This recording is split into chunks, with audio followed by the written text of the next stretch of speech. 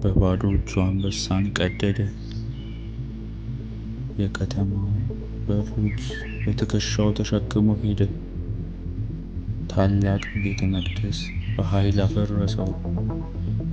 ይህ የሳምሶን የማይታመን ታሪክ ነው።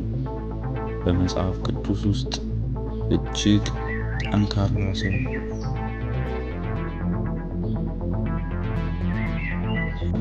ከረጅም ጊዜ በፊት እስራኤላውያን በፍልስጤማውያን አገዛዝ ስር ነበሩ። አንድ ቀን መልአክ መውለድ ለማትችለው ሴት ታየች።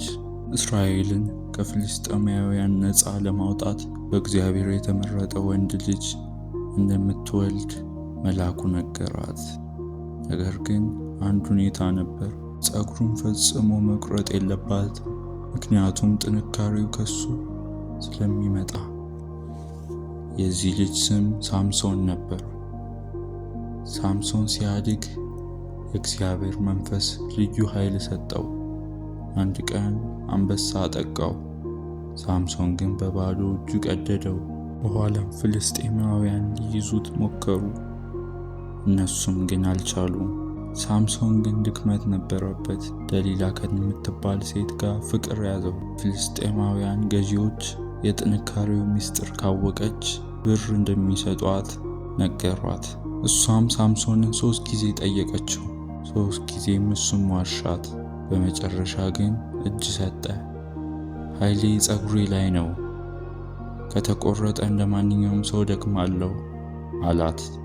ትንሽ ቆይቶም ሳምሶን ተኝቶ ደሊላ ፀጉሩን ቆረጠችው። ኃይሉ ተወሰደ። ፍልስጤማውያንም ያዙት፣ ዓይኑንም አጠፉት፣ ወደ እስር ቤትም ጣሉት። ዓመታት አለፈ። አንድ ቀን ፍልስጤማውያን በሳምሶን ላይ ያገኙትን ድል ለማክበር በታላቅ መቅደስ ውስጥ ተሰበስበዋል። ሊሳለቁበት በሰንሰለት አስረው አወጡት። ሳምሶን ግን ጌታ ሆይ ለመጨረሻ ጊዜ ጥንካሬን ስጠኝ ብሎ ወደ እግዚአብሔር ጸለየ። በሁለት ታላላቅ የቤተ መንግሥት ምሰሶች ላይ ቆሞ ሁለቱንም ምሰሶች በኃይል ገፋቸው።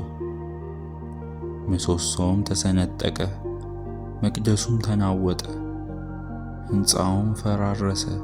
ሳምሶንና ከእርሱ ጋር በሺዎች የሚቆጠሩ ፍልስጤማውያንን ገደላቸው።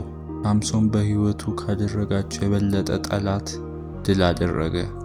የሳምሶን ታሪክ አስደናቂ ኃይል፣ የሰው ድካምና የእግዚአብሔር ቤዛ ነው። ቢሰናከልም የእግዚአብሔር አሁንም እስራኤላውያንን ለማዳን ተጠቀመበት። ይህ ደግሞ የሳምሶን ታሪክ ነው። በመጽሐፍ ቅዱስ ውስጥ በጣም ጠንካራ ሰው